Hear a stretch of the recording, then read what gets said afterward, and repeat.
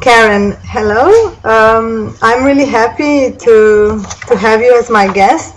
It's my big honor every time I have the chance to speak with some authority in raw food. I'm very excited to speak with you. I would just like to get this word, this message out of, how important these principles are. All over the world. Yes. For the beginning, maybe I will just tell you that Karen Ranzi is an author, speaker, and consultant on the raw foods lifestyle, and has just recently completed her book called Creating Healthy Children Through Attachment Parenting and Raw Foods. Karen, could you briefly describe your story to our readers? What led you to the changes in lifestyle you made, and all the knowledge you have gained on how to create healthy and happy children? Okay. For me, it started many years ago. It actually started with my own son, who was very sick as an infant. At 5 weeks old, we had to rush to the hospital because he had excessive mucus, and he was wheezing and coughing uncontrollably. And at the time, the doctor said that he had more mucus than any child they had ever seen. And I thought we were eating very healthfully.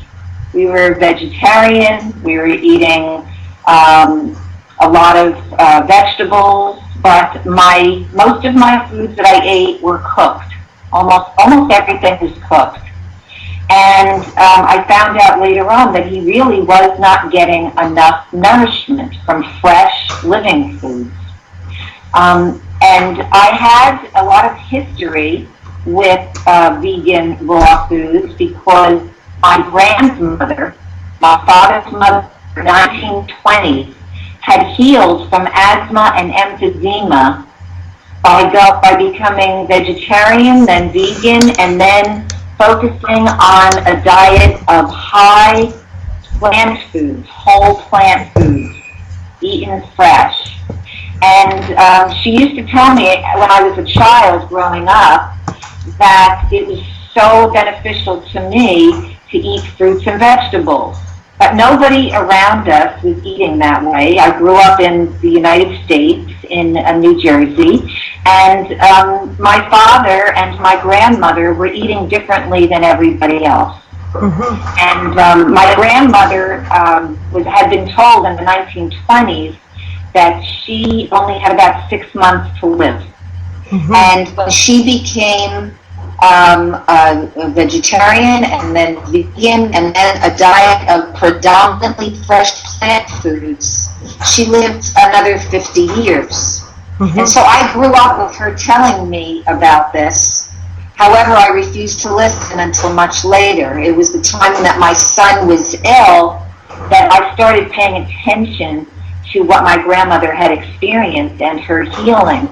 She had read a book by a German professor named Arnold Ehret, E-H-R-E-T, and it was called the Mucusless Diet Healing System. And that book changed her life. It's a little small book, but it had a lot of information in it, and it talked about the benefits of fresh living food. And so later on, when my son was ill with asthma, very similar to what my own grandmother had, I started to look for people who were eating this way. It took me a while because this is going back now between 16 and 17 years when my son was a baby. Actually, he's 20 now, so it started almost 20 years ago. But then we found the answer for him about 17 years ago, after 3 years of chronic ear infections, chronic allergic rhinitis, where he was allergic to everything, and asthmatic symptoms. He was wheezing so badly that we went into the shower every night for respiration at least 5 times. And after going to all different kinds of doctors and alternative physicians, we found that nothing was helping, and when we turned to raw foods and we found a raw food support group, that after 11 months of being on raw green juice, and green juices are total miracles in my opinion, the green juices helped tremendously, and he was healed at 11 months. While your children were still very young, you decided to change the general diet into a raw vegan lifestyle. Given the fact that people around us, such as acquaintances, doctors and other so-called experts, keep convincing us with stereotypes like how important it is for children to eat all these animal food, dairy products, eggs, meat and various cereals, you are not worried about things like, do your kids get enough nutrients with raw food? I'm not worried at all. I'm not worried at all. My children are much older now. My son is 20, my daughter is 23, and for about 7 years they were very close to being totally 100% raw. But then after that, when they became teenagers, they didn't want to experiment, and I tried to keep them with it because those were the healthiest years that they've had so far. But as a parent, you have to let go of your children. You have to let them make their own decisions. And I did do that. And my daughter is 23 now, but at about age 21, she called me from college and she told me that she understood everything that we had learned and that she definitely believed in it and that she did not want to be sick like a lot of her friends were. And so she's really back to a diet of high raw vegan foods. As far as the animal products are extremely acid forming in the body. And our blood, the blood of the human being, is slightly alkaline. So we need to eat the foods that are alkaline forming. Okay, we need to eat a lot of green leafy vegetables, other vegetables, fresh fruit, and smaller amounts of nuts and seeds, and lots of sprouts. Sprouts are wonderful. They're living food. They give us living force energy, and they are extremely high in protein. So we need to make sure that we include those in our diets every day. What about the transition from the cooked food to raw food diet, given that both your children already had developed at the time the taste and were accustomed to certain cooked dishes? Children usually like a lot of those dairy farinaceous foods which are possibly also sweetened. In addition, we know how industrial prepared food containing certain flavor boosters as well as preservatives in some way make our body addicted. How were you able to abandon all these dishes and start eating only healthy ones?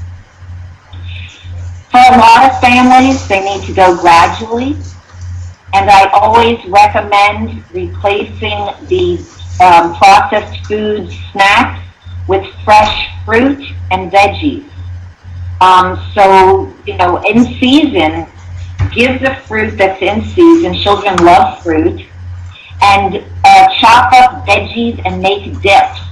Kids love snacking on veggies and different kinds of dips. I made a delicious cucumber dill dip with fresh cucumber and lots of dill and celery, lemon, a couple of soaked dates to give it a little bit of sweetness, a few tablespoons of pine nuts, and that made a delicious dip.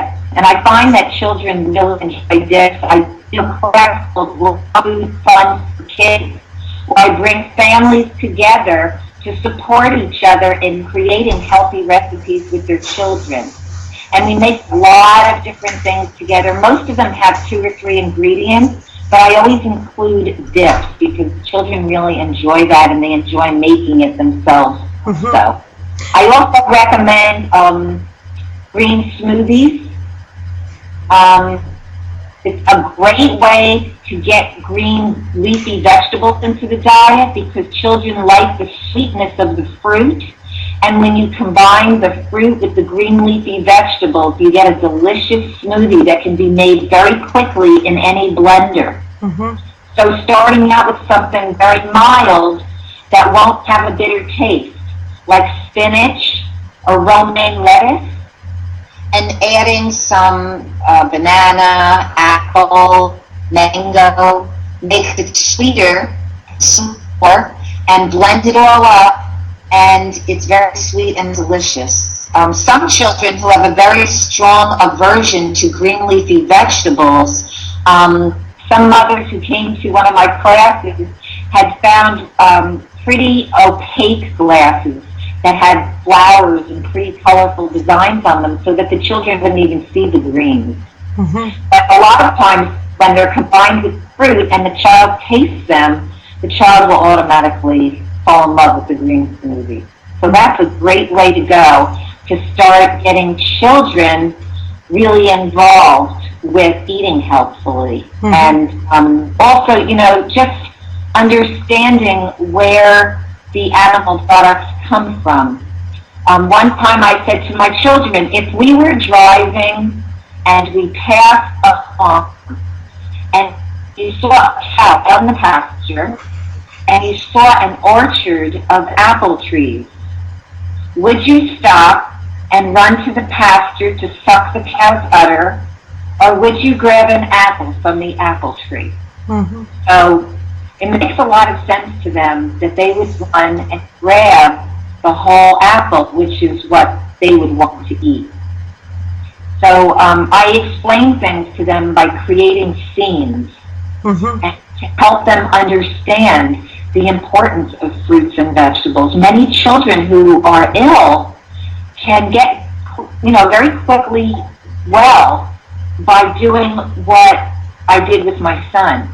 There's no reason for a child to have asthma. I do not believe that it's an incurable disease.